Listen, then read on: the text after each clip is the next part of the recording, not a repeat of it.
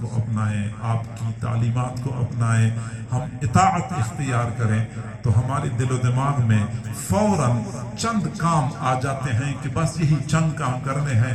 ایک تو چہرے پر داڑھی پوری ہونی چاہیے، سر پہ ٹوپی یا پگڑی ہونی چاہیے، شلوار ٹخنوں سے اوپر ہونی چاہیے، جیب میں مسواک ہونی چاہیے، اور بیت الخلاء میں داخل ہوتے وقت مسنون دعا پڑھنی چاہیے، کھانا کھانے سے پہلے مسنون دعا پڑھنی چاہیے. بس یہی چند ایک کام ہیں اور یہی سنتیں ہیں. اور جو بندہ یہی چند کام کر لے ہم کہتے ہیں یہ بندہ بڑا متبع سنت ہے، یہ بڑا متبع سنت ہے، سنتوں کی اتباع کرتا ہے. میرے بھائی سچی بات یہ ہے کہ یہ جو چند کام میں نے بتائے ہیں یہ بھی سنت ہیں، ان کو نہیں چھوڑنا، لیکن ان چند سنتوں پر اکتفا نہیں کرنی، بلکہ ہم نے یہ سوچنا ہے کہ حضور صلی اللہ علیہ وسلم نے ہمیں زندگی گزارنے کا پورا ایک نظام دیا ہے. اس پورے نظام کو اپنانے والی ہی حقیقت میں متبع سنت کہلائے جا سکتے ہیں. نظام معاملات کیسے ہونے چاہیے، اخلاقیات کیسے ہو، معیشت کیسے ہو، معاشرت کیسے ہو، شادی غمی کیسی ہو، پورا نظام ہے، اس کو اپنانا چاہیے. اور جب تک ہم پورا نظام نہیں اپنائیں گے تب تک ہم کامل متبع سنت نہیں کہلائے جائیں گے. آپ اندازہ لگائیں حضور صلی اللہ علیہ وسلم کو اللہ تعالیٰ نے کیا مقام اور مرتبہ عطا فرمایا. سید الاولین والآخرین، سید الانبیاء والمرسلین. میرا عقیدہ ہے کہ زمین و آسمان کی تخلیق میرے محبوب صلی اللہ علیہ وسلم کی خاطر کی گئی تھی. اتنا بلند مرتبہ اور تواضع کا یہ عالم تھا. مدینہ منورہ میں تشریف لے جاتے تھے، راستے میں مدینہ منورہ میں ایک خاتون تھی جس بیچاری کا دماغی توازن ٹھیک نہیں تھا. وہ راستے میں آ جاتی تھی اور حضور صلی اللہ علیہ وسلم سے عرض کرتی کہ میں نے آپ سے بات کرنی ہے. چنانچہ وہ خاتون راستے میں کھڑی ہو جاتی، آپ صلی اللہ علیہ وسلم کے ساتھ کھڑے ہو جاتے. اس کا دماغی توازن ٹھیک نہیں تھا، وہ لمبی باتیں کرتی تھی، آپ صلی اللہ علیہ وسلم کھڑے رہتے تھے. جب تک وہ خاتون کھڑی ہوتی تھی آپ بھی کھڑے ہوتے تھے. ایک بار بھی ایسا نہیں ہوا کہ رسول اللہ نے فرمایا ہو مجھے جلدی ہے اور بعد میں بات کر لوں گا، بلکہ اس خاتون کے ساتھ مکمل کھڑا ہو کے پوری بات سن لیا کرتے تھے. کبھی کبھار بچے آپ کو گھیر لیتے تھے، بچوں کے ساتھ فردن فردن سلام مصافحہ کرنا یہ آپ کا معمول تھا. گھر تشریف لاتے تھے، اپنی بکری کا دودھ خود نکالا کرتے تھے، جوتے خود سیتے تھے، کبھی اس کو عار نہیں سمجھتے تھے.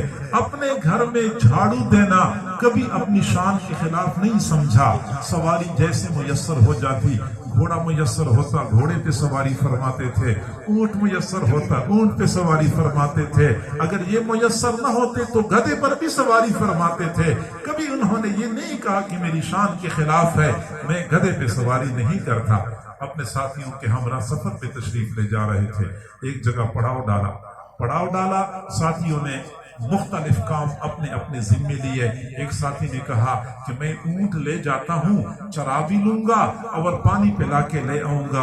اگلے نے کہا کہ میں خیمے لگاتا ہوں. اگلے نے کہا کہ میں پانی بھر کے لے کے آتا ہوں. اگلے نے کہا میں کھانے کا انتظام کرتا ہوں. تو میرے محبوب صلی اللہ علیہ وسلم نے فرمایا کہ میں جنگل جا کے وہاں سے لکڑیاں کاٹ کے لاتا ہوں. حضرات صحابہ کرام کہاں یہ برداشت کر سکتے تھے کہ حضور صلی اللہ علیہ وسلم اپنے نرم و نازک ہاتھوں سے لکڑیاں کاٹ کے لائیں. لیکن میرے محبوب صلی اللہ علیہ وسلم تشریف لے گئے، لکڑیاں کاٹی، خود اٹھائیں، لے کے آ گئے.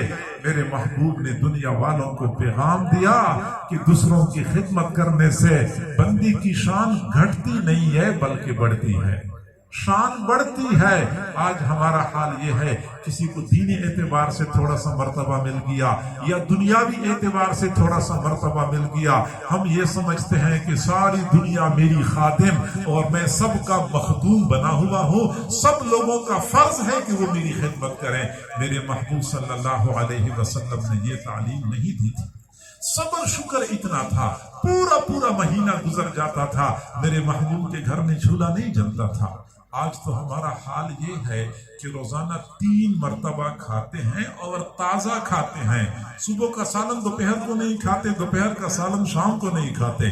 تینوں ٹائم تازہ پکواتے ہیں، تازہ کھاتے ہیں۔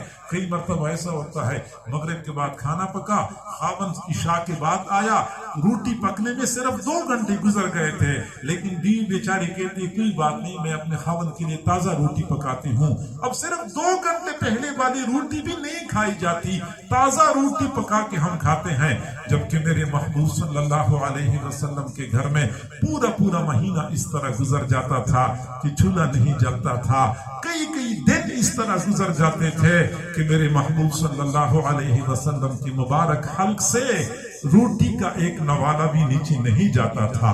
کبھی شکوہ نہیں کیا، کبھی ناشکری نہیں کی۔